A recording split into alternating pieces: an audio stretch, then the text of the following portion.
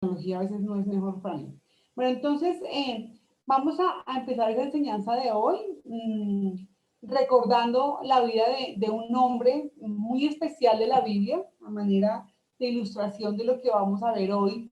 Y quisiera llevarles a todas, no en la Biblia, pero sí, digamos, como en la mente, al libro de Daniel. Todos sabemos quién fue Daniel. Daniel fue un profeta del Antiguo Testamento con una vida muy, muy especial. A mí me encanta esta historia de Daniel. Daniel es uno de mis héroes de la Biblia. De hecho, cuando pensamos en el nombre para nuestro hijo varón, le colocamos Daniel por eso. Tanto a Ricardo como a mí nos encanta la vida de Daniel. Y entonces, hoy quisiera que recordáramos esa historia de una manera rápida, de manera de, digamos, como digo yo, como de cuento, como de historieta.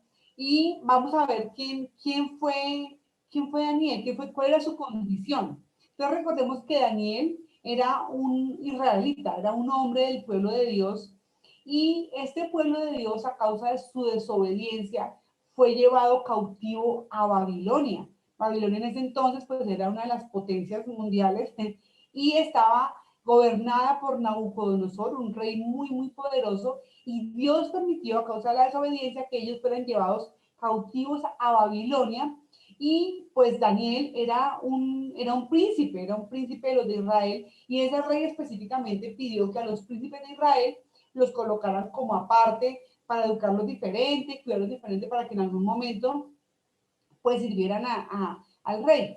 Daniel se caracterizó en lo que dice la Biblia porque era un hombre pues muy íntegro, dice además que era un hombre de buen parecer, o sea, además de todas sus cualidades, el hombre era bonito para completar. Y él pues llegó a vivir a Babilonia como un extranjero. Él era de Israel, pero ahora vivía en Babilonia.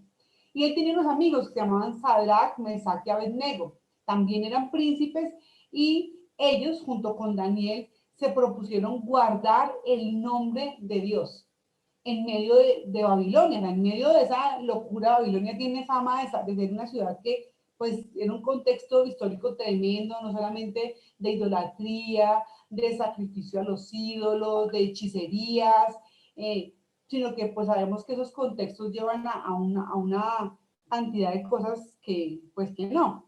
Pero Daniel y sus amigos se propusieron, siendo extranjeros en Babilonia, guardar el nombre de Dios. Y dice la escritura que ellos se veían diferentes. Recordemos que, pues obviamente cuando pues, estás en un medio extranjero, pues te nota que eres extranjero y pues normalmente uno va aprendiendo. Una de las cosas que le dijo Dios al pueblo de Israel cuando llegó a la tierra prometida era, pues ustedes llegan a una tierra nueva, pero espere, allá hay cosas feas, feas que van a ver, pero ustedes no las van a practicar. Bueno, acá Daniel y sus amigos, ellos se propusieron mantenerse al margen de todo ese tipo de cosas que incluía no comer de la mesa del rey porque era una mesa sacrificada a los ídolos. Y ellos quisieron conservar su posición, eran esclavos, tienen que tampoco era que tuvieran la posibilidad de elegir muchas cosas, pero aún así ellos eligieron no contaminarse de las cosas que había en Babilonia.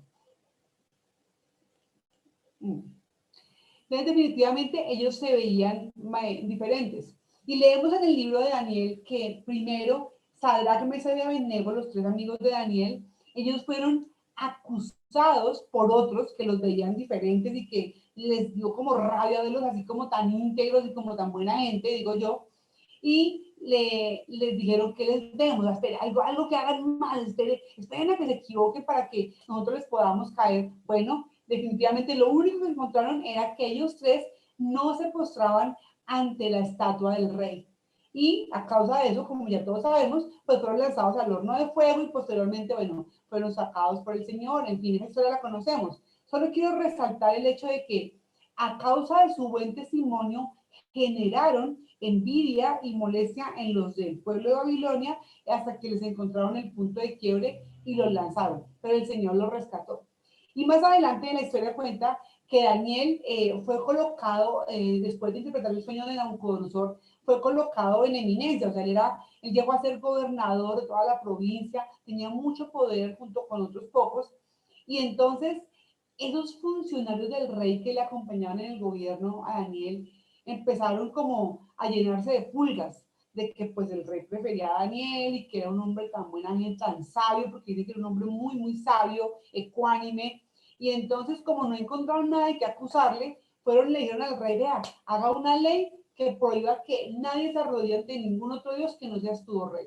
Y el rey, bien menso, pues sacó la ley, y entonces Daniel, definitivamente, acá como vemos en la imagen que tienen en sus pantallas, Daniel tenía la costumbre de orar 3 veces a Dios desde su ventana, que era un lugar alto, dice la palabra, o sea, todo el mundo lo veía, y entonces finalmente esos hombres malvados, pues dijeron, vea rey, Daniel no obedeció, siguió adorando a su Dios, y entonces a causa de eso el rey toma preso a Daniel y lo mete al foso de los leones, que es la otra historia que digamos que es muy, muy famosa de la palabra, en el cual Dios rescata a Daniel de las fieras, de los leones. ¿Sí? Pero entonces lo que tenemos que recalcar de la historia, y esa es mi ilustración, es que estos hombres eran extranjeros, ¿sí? Y estaban siendo observados por todos los de la tierra para ver en qué momento ellos caían para poderlos acusar. Entonces, aquí empieza nuestro estudio de hoy, pensando en la vida de Daniel. El tema que vamos a tratar hoy es el testimonio cristiano, el testimonio. Y el título que le di a la enseñanza, que no fue fácil, busqué muchos títulos, se llama Viviendo una vida ejemplar.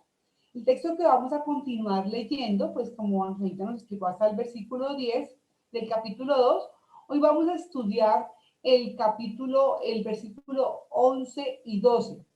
En las lecciones pasadas, vamos a hacer un recorrido para los nuevos, tenemos por ahí un micrófono abierto. En las lecciones pasadas vemos que el apóstol Pedro le está dirigiendo la carta a estos creyentes que están dispersos en las tierras del Ponto, Galacia, Bitinia, Asia, y les está recordando su nueva condición espiritual. Pues ellos seguramente pues no la estaban pasando tan bien como estaban en Jerusalén, y entonces les recuerda su nueva condición espiritual para que la puedan poner en práctica. Primero les llamó piedras vivas y les recordó que estaban construyendo un edificio sobre la piedra viva real que era Jesucristo. Luego les recordó su condición de sacerdotes que estaban llamados a ofrecer sacrificios espirituales agradables a Dios. La semana pasada vimos cómo nosotros somos una fuente que recibimos de la misericordia de Dios, pero que somos llamadas a ser fuente de vida, a dar de eso que recibimos de la misericordia de Dios, a ser un sitio seguro, un lugar, digamos, que sea llamativo para los otros. Y en los pasajes que siguen hoy vamos a ver algo nuevo, algo diferente, y es que acá el apóstol Pedro los llama extranjeros y peregrinos. Vamos a leer el pasaje que se encuentra en la carta, en la primera carta de Pedro, en el capítulo 2, en el versículo 11 y 12, y dice así: queridos amigos, ya que son extranjeros y residentes temporales, les advierto que se alejen de los deseos mundanos que luchan contra el alma. Procuren llevar una vida ejemplar entre sus vecinos no creyentes. Así, por más que ellos los acusen de actuar mal, verán que ustedes tienen una conducta honorable y le darán honra a Dios cuando Él juzgue al mundo. Bueno, les cuento que pues nunca, sí he escuchado obviamente de la ciudadanía en los cielos y bueno, que éramos extranjeros, pero no había detallado este pasaje nunca, y creo que hablando con Angelita ha sido una de las cosas más enriquecedoras, y es poder ver todo lo que hay en un solo versículo, todas las cosas que Dios nos puede hablar en un solo versículo. Y bueno, acá en esta enseñanza yo también aprendí muchas cosas para mi vida, y bueno, voy a tratar de transmitir algo de lo que el Señor me mostró. Vamos a pensar en dos pasos de la enseñanza. Lo primero es el enfoque del apóstol a decirles su nueva ciudadanía, es la primera parte. Y la segunda parte es la nueva motivación que el apóstol les da para que puedan continuar con su vida cristiana. Entonces, pensando en la primera parte, que es la nueva ciudadanía, vamos a leer el versículo 11 nuevamente. Dice, queridos amigos, ya que son extranjeros y residentes temporales En la Reina Valera dice peregrinos. Les advierto que se alejen de los deseos mundanos que luchan contra el alma. En estos versículos, como les digo, Pedro les da una nueva característica. O sea, recordemos que para nosotras puede que no sea nuevo, que lo hemos escuchado antes, pero a quienes estaba dirigida la carta probablemente nunca habían escuchado el término de es que usted es extranjero y usted es peregrino. Entonces, es importante entender que a los que recibieron la carta, pueden decir, uy, claro, es que esto es lo que nos está pasando. Esta es nuestra realidad en este momento. Era nuevo para ellos, era derribarlos en una realidad diferente a la que estaban viviendo. Y es que ellos, pues, obviamente en su mayoría eran judíos, como sabemos, que habían sido dispersos.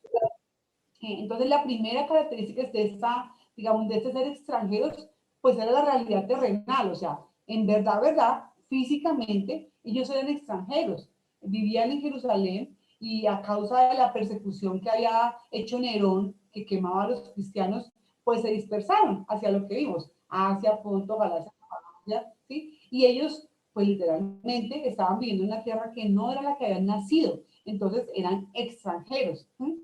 Pero hay una realidad espiritual también allí. No solamente era que vivieran en otro país, ¿sí? Como en el caso de pronto de un venezolano, sino que espiritualmente el pueblo de Dios no forma parte de esta tierra. Dios les había dado una nueva ciudadanía en los cielos, o nos da una nueva ciudadanía en los cielos. Recordemos que Jesús, él dijo, mi reino no es de este mundo.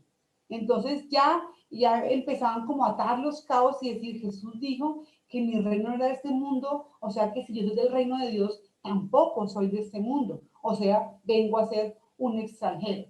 Pero además menciona peregrino. Yo, por ejemplo, nunca había pensado en la diferencia entre ambos términos. Y es que el extranjero, pues obviamente es el que vive fuera de su país, pero el peregrino es uno que va de paso, uno que va de paso, hermanas. Y eso me marcó, porque es que estamos de paso en este mundo. Entonces, pues me encanta, porque ellos también estaban de paso, ellos estaban, digamos, probablemente huyendo y no sabían hasta dónde iban a parar en su vida, si era en este país o en el siguiente, ellos estaban de paso, pero nosotras también, nosotras también. Y él se lo recuerda para decirles, vean, ahorita a ustedes la están pasando mal, queridos hermanos de Jerusalén que están en Capadocia y en Asia. Ustedes probablemente pues dejaron sus pertenencias en Jerusalén, ustedes de pronto dejaron su familia en Jerusalén, quizás algunos se murieron en la persecución, ustedes de pronto han tenido que pasar necesidad, escasez, hambre, sí, pero les quiero recordar que es que ustedes van de paso. Todo eso que ha pasado no es su realidad definitiva. Su realidad espiritual es que su ciudadanía está en el cielo y ustedes van de paso por este mundo de dificultades. Y digamos que aplicándolo a la hora, pensando en esta situación tan dura que está pasando en Colombia, porque pues digamos que nosotras nos preocupan las noticias, pero realmente pues por la misericordia de Dios no estamos viviendo el dolor de otros colombianos, la desaparición forzada, o no sé, la acusación injusta, muchas cosas que otros colombianos están sufriendo y vemos muy, muy dura la situación en el país. O también alguna puede tener luchas tenaces en su casa, con alguna enfermedad, un esposo difícil, escasez económica, un hijo rebelde, pues no sé, muchas cosas podemos estar viviendo en el momento y puede que esa realidad que estás viviendo hoy tú, pues no cambie. Que pase mucho tiempo, como en el caso de los cristianos. Esa realidad, esa persecución, pues duró años. Si digo todos, no pudieron volver a Jerusalén. Pero el apóstol les dice, es que ustedes están de paso. Y hoy Dios nos dice a nosotras, ustedes también están de paso. Ustedes también. Esto que vemos hoy, pues no es lo que es. Somos peregrinas.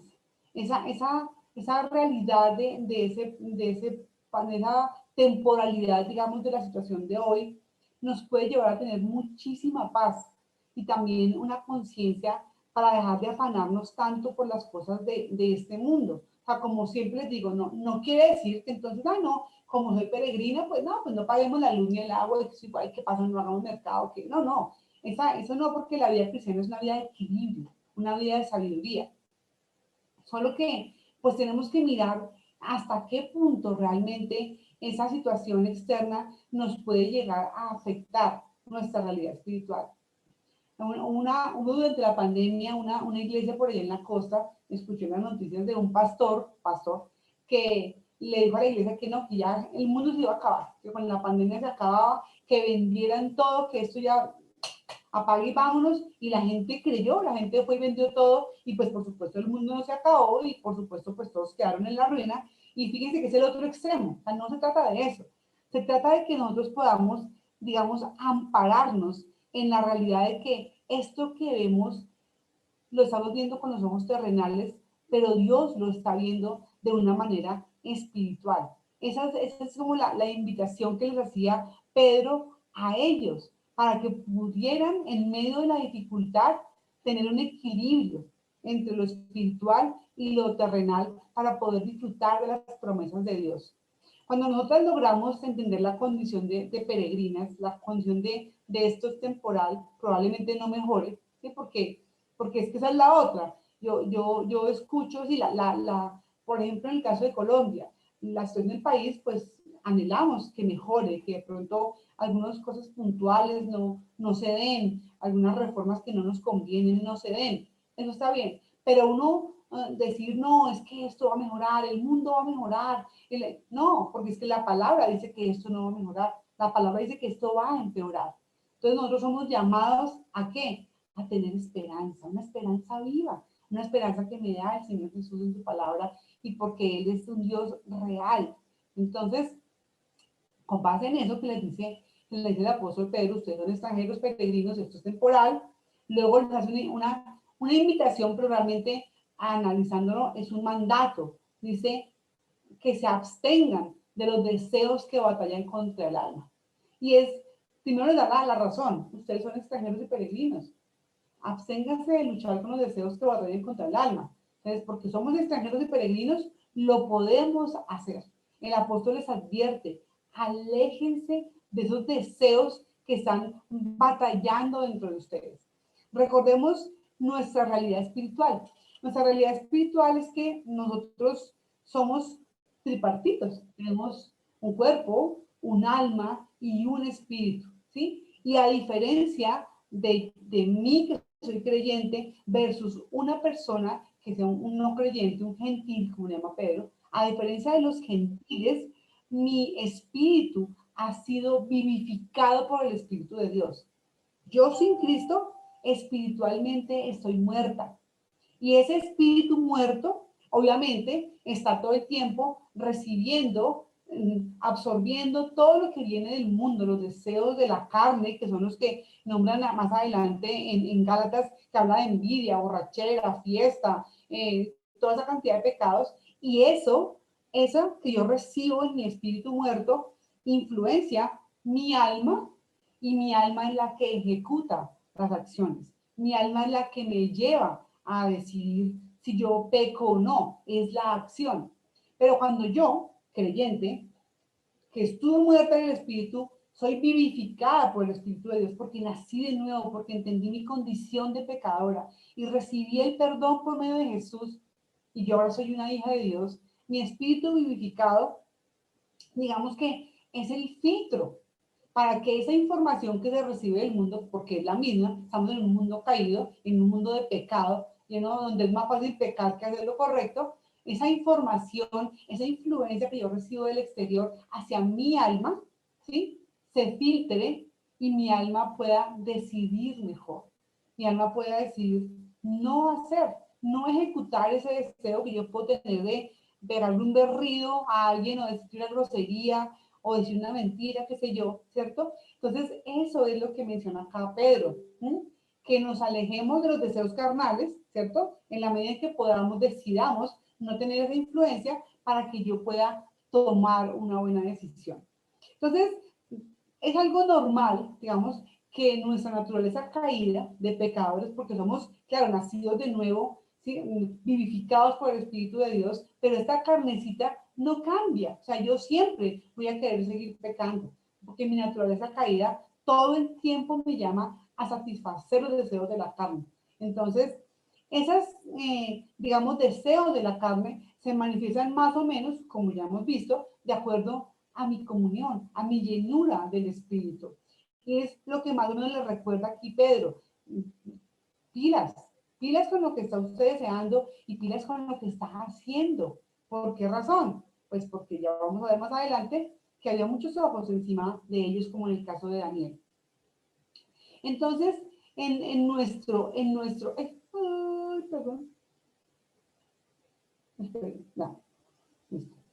Entonces, en nuestra condición de pecadores, pues obviamente nosotros muchas veces nos queda más fácil hacer lo que no es correcto. ¿Se acuerdan que el apóstol Pablo dijo, hago lo que no es correcto, eso hago? Que él quería hacer lo bueno, pero a veces hacía lo malo, y seguramente a todas nos ha pasado, que uno quiere, uno se levanta, hoy voy a tener mucha paciencia con mis hijos y hacen algo y uno, ¡no! Bueno, eso nos pasa a todas. Y esa es la naturaleza caída y esa es la lucha que tenemos allá, que es la que habla en el alma, para ejecutar lo bueno y no lo malo que está hablando el apóstol. Es una batalla continua en nuestra alma. Pero él quiere decir que acá nos da una razón más para que triunfemos en esa batalla, porque todo lo tenemos. Dice que él dice que nos abstengamos para que podamos triunfar en la batalla. Entonces, digamos que pensando en el contexto de los cristianos del primer siglo, pues ellos estaban siendo observados, ellos estaban siendo, como fueron desplazados y vivían allí extraños, pues ellos estaban siendo seguramente perseguidos, menospreciados, de pronto, no sé, no conseguían trabajo, quizás no pasaban necesidad. Entonces, ellos estaban luchando con esas adversidades físicas y tenían que hacerlo en el espíritu. Y seguramente, más de una vez, pues lo hicieron en la carne. Entonces, más de una vez se portaron mal y dieron que hablar al vecino. Y el apóstol Pedro dice, no es en la carne, absténgase de esas pasiones, traten de luchar y sobrevivir, pero en el espíritu, guardando el testimonio cristiano. Esa era la realidad espiritual que el apóstol Pedro les quería mencionar aquí. Entonces, pensemos por un momento en un extranjero. O sea, si uno va por la calle y de pronto ve un gringo, no, ni siquiera lo ve. Escucha que alguien habla y uno de una se voltea y mira y dice, un extranjero, o un gringo, o sí. Y así uno no quiera, se queda mirándolo. Y como se queda mirándolo, uno ve qué está haciendo. Está comiendo helado. Ve, va con esa persona. Uno mira y de una vez se hace como un video de lo que está pasando. O quizás hemos ido por la calle y de pronto hemos escuchado hablar a un venezolano. Y uno de inmediato, sí, un venezolano. Y ya además imagina una cantidad de cosas en la cabeza. Entonces, fíjense que el ser extranjero es una marca. Tú te vas a notar en cualquier parte. Es muy difícil que no lo hagas, solamente por la condición de extranjero que tiene, que se ve algo diferente. Y el apóstol acá nos dice, ustedes también son extranjeras. Pero entonces la pregunta es, ¿y nos vemos diferentes? ¿Como el gringo o tal vez como habla el venezolano? Porque si no nos vemos diferentes, entonces no estamos siendo extranjeras. O sea, si yo logro el punto de mimetizarme con la sociedad y me veo tan igual que nadie se da cuenta que soy extranjera, bueno, ahí hay un problema. Hay un problema. ¿Se acuerdan de Daniel, el personaje con el que empezamos la enseñanza? Bueno, él era un extranjero. ¿Se acuerdan? Era un extranjero, era un ciudadano de Israel que se encontraba cautivo en Babilonia y definitivamente su buen testimonio, además de ser extranjero, lo hacía notar, lo hacía ver diferente. Él también fue peregrino, como tú y como yo. Estaba de paso en Babilonia, pero la meta de Daniel y de sus amigos fue abstenerse de todo mal y no contaminarse para poderle dar gloria a su Dios. Él estaba, digamos, en un punto en que pues realmente le convenía de pronto halagar a la gente de Babilonia o hacerse así, no, claro, hagamos esto, pues porque es que él era esclavo, o sea, Si de pronto se iba en contra de ellos, pues le iba a ir mal. Pero aún así, él prefirió a su Señor.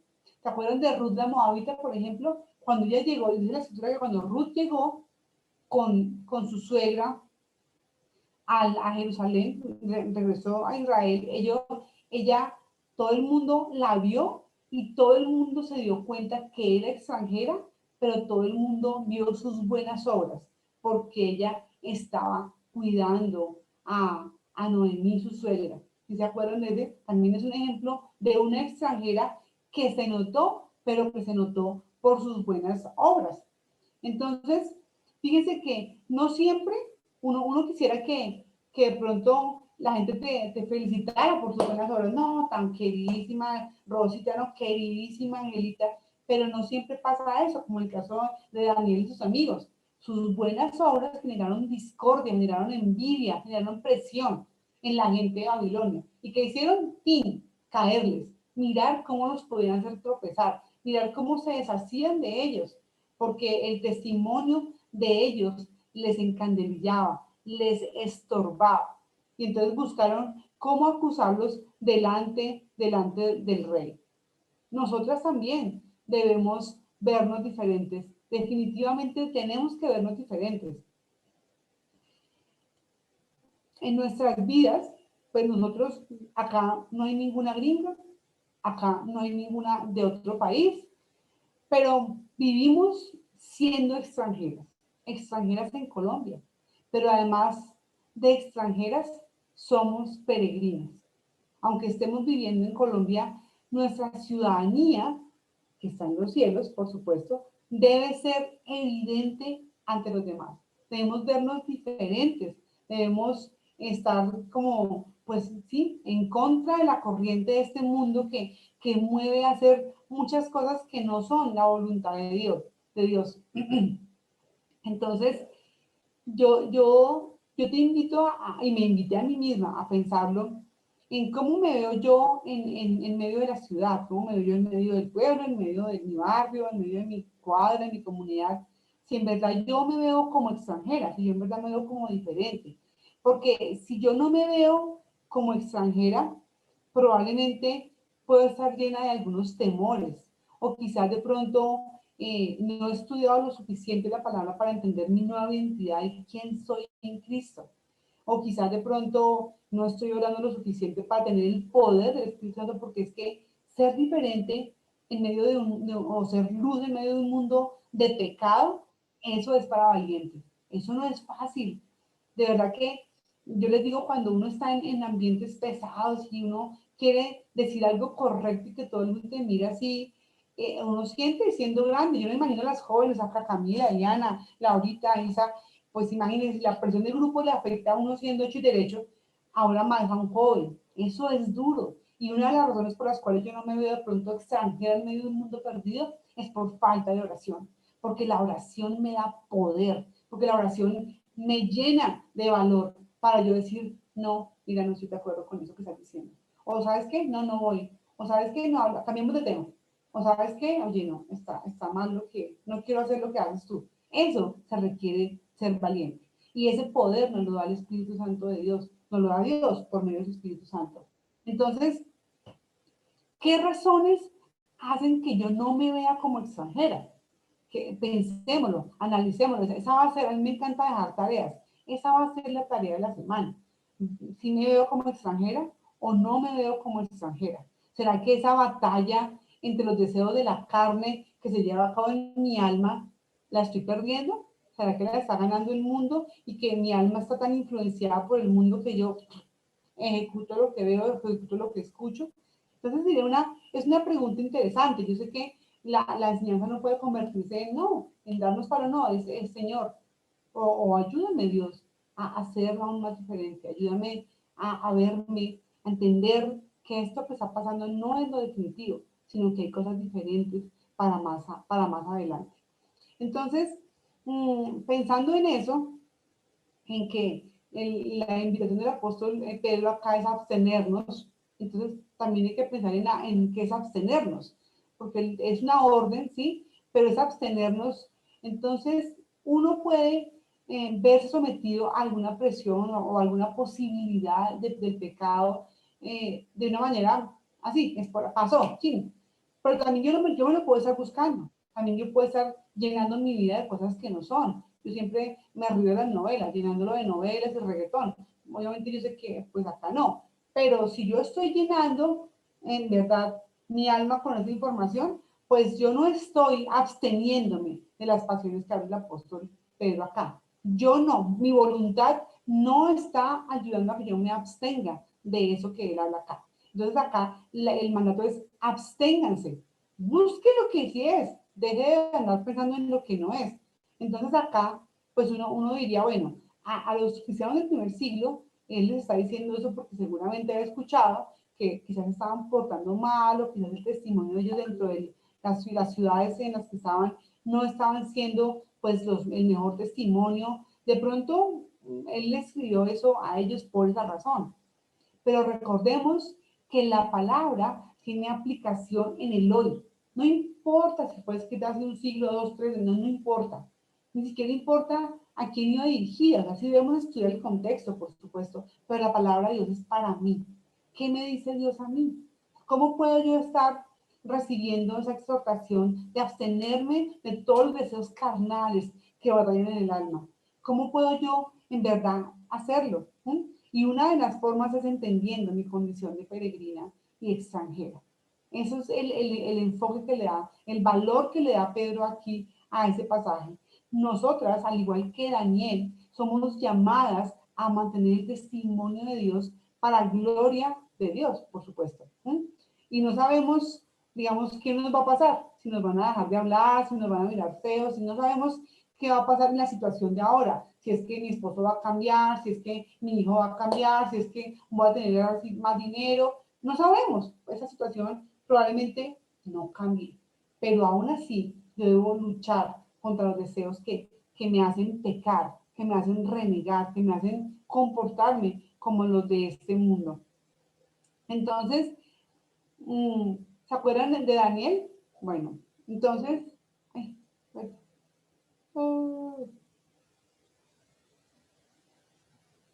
fíjate que se me saltó esto. Ay, perdón.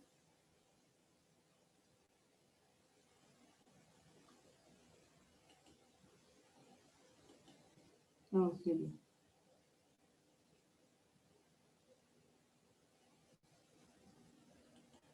Ya.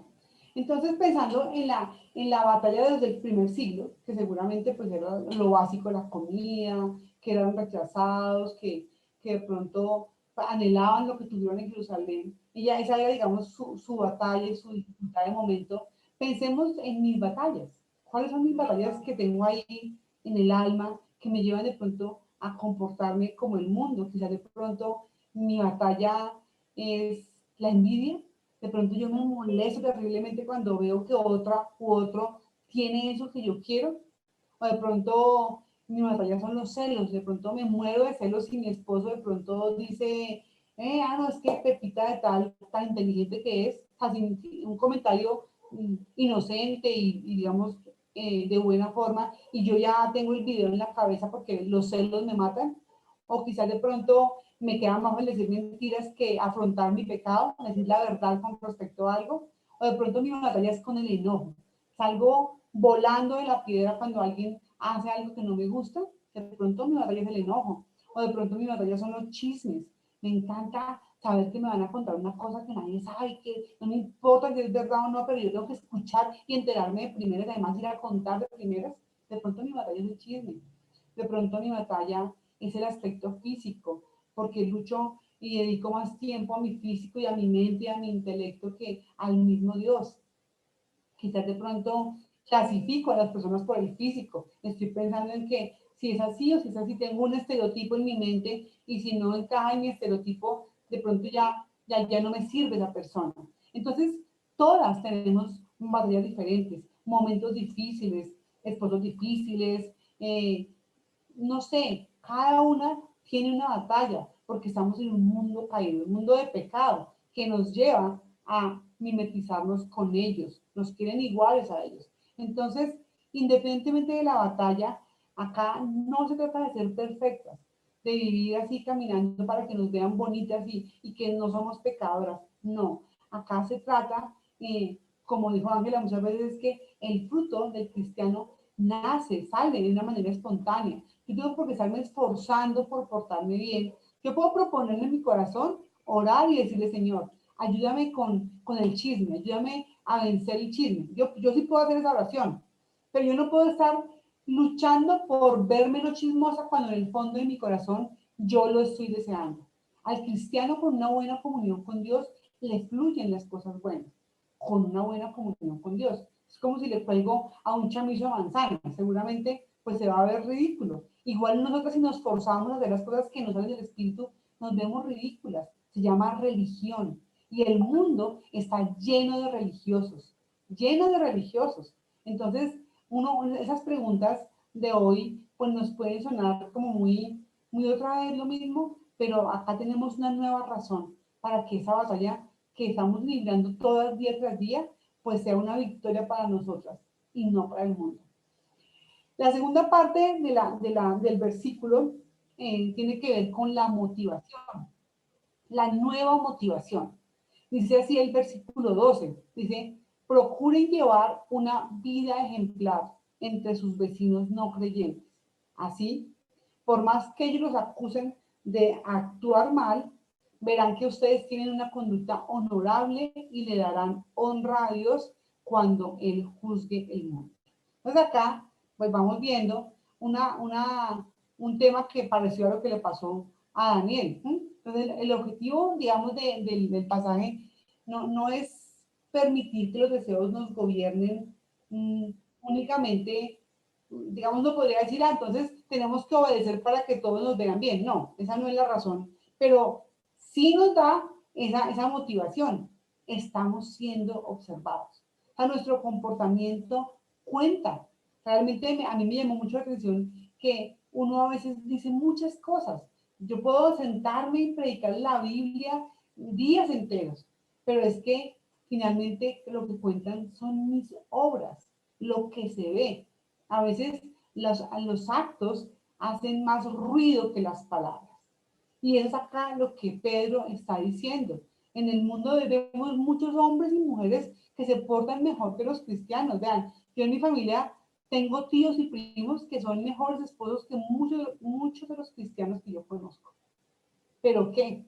Es el resultado de su religión. Ellos no han logrado manejar sus deseos mundanos. Ellos no han vencido la batalla de los deseos mundanos en el alma. Solo se comportan bien para verse bien. Y eso no es lo que Dios nos invita acá.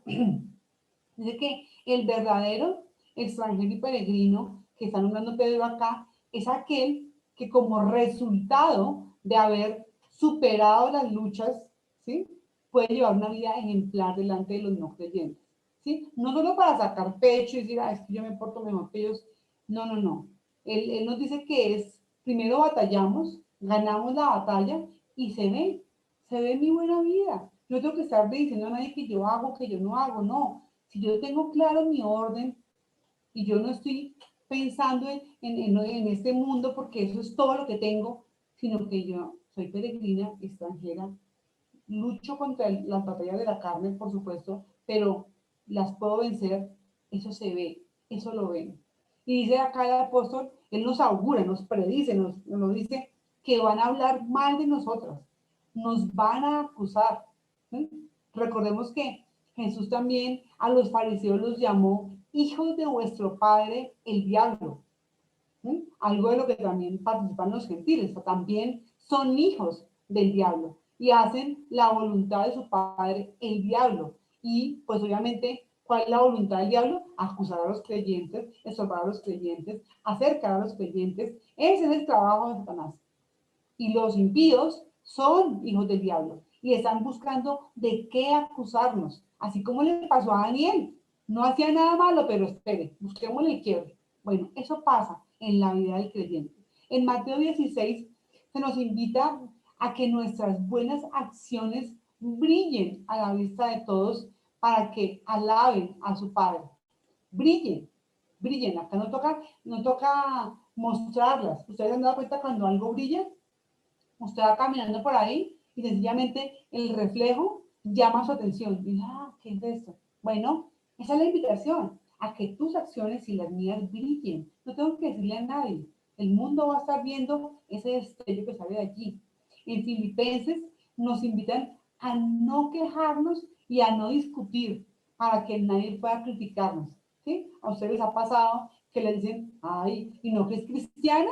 Ay, no, tanto que va a la iglesia, esa Biblia que usted lee y mírela, acá peleando, ¿cierto? No quiere decir que no podamos discutir, no podamos decir que no estamos de acuerdo con algo, no, es hacerlo de una manera sabia para que nadie pueda criticarnos. En el libro de Tito nos exhortan a enseñar la verdad para no ser criticados. Fíjense el caso que les conté de ese pastor en la costa que le dijo a la gente que vendieran todo porque el mundo se acababa. Bueno, ese pastor no enseñó la verdad. Y pues imagínense la lluvia de críticas que cayeron, no solo sobre él, sino sobre los cristianos. Fíjense que es que llevábamos el nombre de Dios. Entonces, la verdad, enseñemos la verdad para no ser criticados. Y más adelante, como veremos en el libro de Primera de Pedro, también se nos invita a tener una limpia conciencia para no ser acusados. Cuando nuestra conciencia tiene punticos y pequitas, nos van a acusar. Incluso cuando nosotros tenemos algo allá que también nos acusa, nos abstenemos, digamos, uno dice, no, yo no juzgo, o yo mejor no hablo de eso porque es que vea, yo también me robo las cosas, o es que yo también llego tarde a todos lados, o es que yo también ando mirando novelas, ¿sí? Cuando yo tengo rabo de paja, como llaman en el mundo, entonces yo no puedo ganar la batalla, porque es que no soy libre. Entonces acá también no, pues una limpia conciencia para no ser acusados. Y el pasaje también menciona una cosa que me llama la atención, y es que menciona el día de la visitación, al acabar el pasaje. Entonces lo leemos nuevamente para que dice, verán que ustedes tienen una conducta honorable, una conducta, o sea, obras, y le darán honra a Dios cuando Él juzgue al mundo o el día de la visitación. ¿Mm? Entonces, esa enseñanza también nos deja ver que hay un día en el que serán evidentes todas las obras para los no creyentes. Supongamos que un no creyente se dedicó a perseguirme, se dedicó a hostigarme y yo respondí con bondad y yo hice lo correcto y nunca como a Daniel me encontraron el quiebre, supongámoslo, ¿sí? El día de la visitación, o sea, el día del juicio final, allá, es como si pasara un video, allá va a ser evidente mi vida delante de ese impío. Obviamente, lo que él va a ver va a ser para condenación. Es como decirle, ¿se da cuenta? Allá usted vio que había buenas obras y aún así usted no creyó. Entonces acá dice también que hasta eso, hasta mi vida, está impactando tanto a los no creyentes que aunque no lo reconozcan acá, allá un día lo van a reconocer. Y ese día que lo reconozcan, van a dar la gloria a Dios. Dice en el libro de Filipenses que en ese día toda rodilla se doblará y toda lengua confesará que Jesucristo es el Señor para la gloria de Dios. Imagínense eso, pero en ese momento que se doble toda rodilla de los no creyentes, ya no hay salvación, ya no hay. En ese momento será demasiado tarde porque ya será para condenación, pero allí ellos también recordarán nuestras buenas obras, nuestro comportamiento que tuvimos para ellos en medio de sus acusaciones. Así como cuando Daniel lo acusaron de que no se arrodillaba delante de Nabucodonosor y por esa causa lo condenaron. Así como a él no le encontraron nada, esos impíos que lo condenaron también escucharán que no fue cierto. Nosotros vivimos rodeados, por supuesto, de muchas personas que no son creyentes. Y como hemos visto en muchas enseñanzas, pues nuestro deber no es juzgarlos, nuestro deber no es cogerlos a bibliazos, nuestro deber no es en decirles, este es pecador y yo no, ese no es nuestro deber. Nuestro deber, por supuesto, si Dios lo coloca, predicar el Evangelio de una manera verbal. Pero si no puedes hacerlo, tú eres su Biblia, tú eres lo que ellos ven, ¿sí? Los únicos versículos que escucharán serán tus obras, tus maneras de reaccionar. Quizás sean la única Biblia, el único Evangelio que van a ver. Y aunque en muchas ocasiones nosotros les molestemos, ¿sí? Porque nuestra luz encandelilla a los pecadores, que ellos no puedan negar nuestra vida honorable, porque estamos rodeados de ellos, ¿sí? Ellos nos pueden acusar, vean, todo el tiempo vamos a ser acusados, así tengamos vidas transparentes, somos pecadoras, pero bueno, por la misericordia de Dios, por eso que Ángel nos explicó que somos una fuente, pues podemos dar muchas cosas buenas y llevar vidas buenas, pero aún así a nosotros nos van a acusar. Vean, yo les cuento, a Ricardo y a mí, por supuesto, más nos han acusado, y es que, por supuesto, uno pues a veces tiene que confrontar el pecado de una manera más real, de decirte, mira, es que eso que estás haciendo se llama fornicación, o eso que estás haciendo se llama adulterio, y pues a la gente no le gusta, el ser confrontado con el pecado no le gusta. Vean, recuerdo una vez, cuando estábamos en la iglesia de Teusaquillo, Ricardo pastoreaba también la iglesia allá, y hubo un hombre que fue encontrado en adulterio y otros pecados, muchos pecados, y pues se confrontó, bueno, y el hombre pues quedó muy herido acerca de lo que se le había dicho, y entonces cuando nosotros vinimos a Cota, a la iglesia de Cota, el hombre se dedicó a difamar el nombre de Ricardo diciendo que era que él se había ido de la iglesia porque se ha robado toda la plata de la iglesia y que ha empezado acá la iglesia, pero que se ha robado la plata de la iglesia. Y pues obviamente digamos que, como dice la palabra, pues por las buenas obras, pues su calumnia no prosperó, ¿sí? Aunque insistan en hacerlo, no prosperó, pero todo el tiempo vamos a ser acusados. Eso es como un pequeño ejemplo de lo que nos pueden decir, pero pueden decirnos que somos creídas, pueden decirnos que nos robamos, pueden decirnos que no sé, que somos bandidas, que quizás miramos a uno, no sé, cualquier cosa que ustedes puedan imaginar, cosas que uno hasta diría, ¿pero qué? Pues sí, eso lo puede hacer, porque los gentiles, los impíos, pues tienen un espíritu muerto y están influenciados por los deseos de la carne y su alma ejecuta la acción que es calumniar.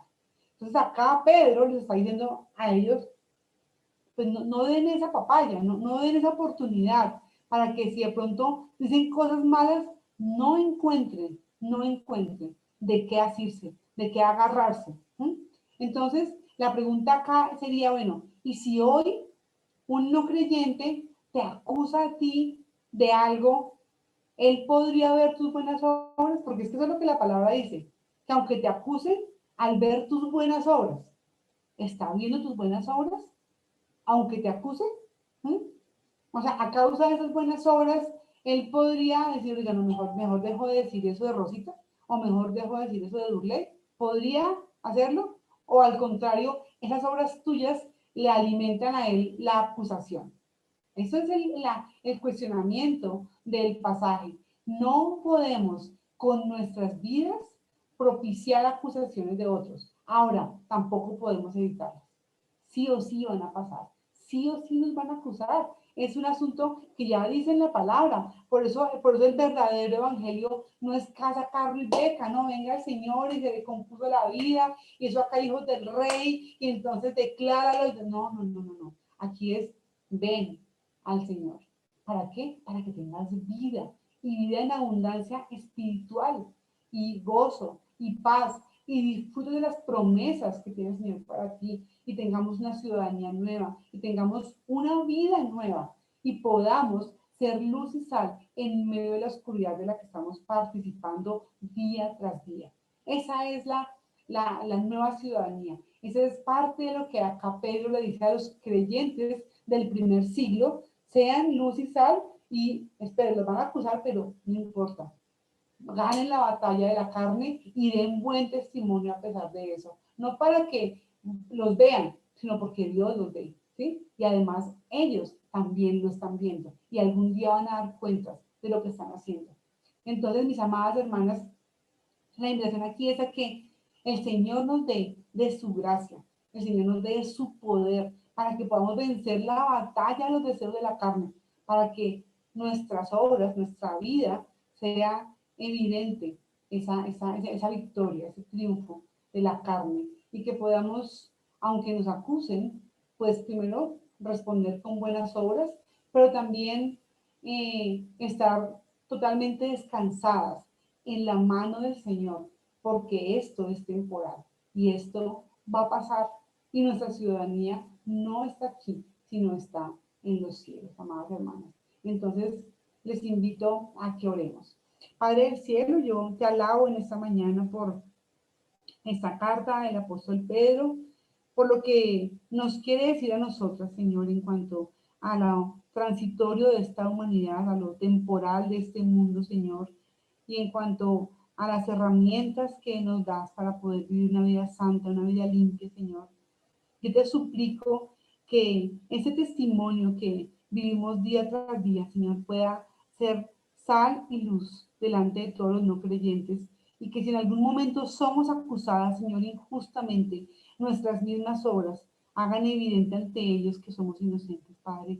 Yo te ruego, Padre, que seas tú peleando la batalla por nosotras, que seas tú dándonos de tu poder y de tu fuerza, de tu sabiduría, Señor, para perseverar cada día en medio de este mundo caído, Padre. Oro que nos utilices, mi Señor, para llevar el Evangelio a otras mujeres, a otros hombres, a los niños, oh Señor, en la fundación, oh Dios. Permítenos dar fruto, Señor, dar fruto del Espíritu en medio de este mundo, Señor, que cada día se torna más difícil. Y yo, mi Señor, anhelamos tu venida, anhelamos que tu reino venga, Señor, acá a la tierra, anhelamos que podamos disfrutar contigo esa gran cena, Señor, en el cielo, Padre, junto a ti. Te alabamos, mi Dios, porque tú eres bueno, Padre, y dejamos el resto del día en tus manos, Dios, en el nombre de Jesús. Amén.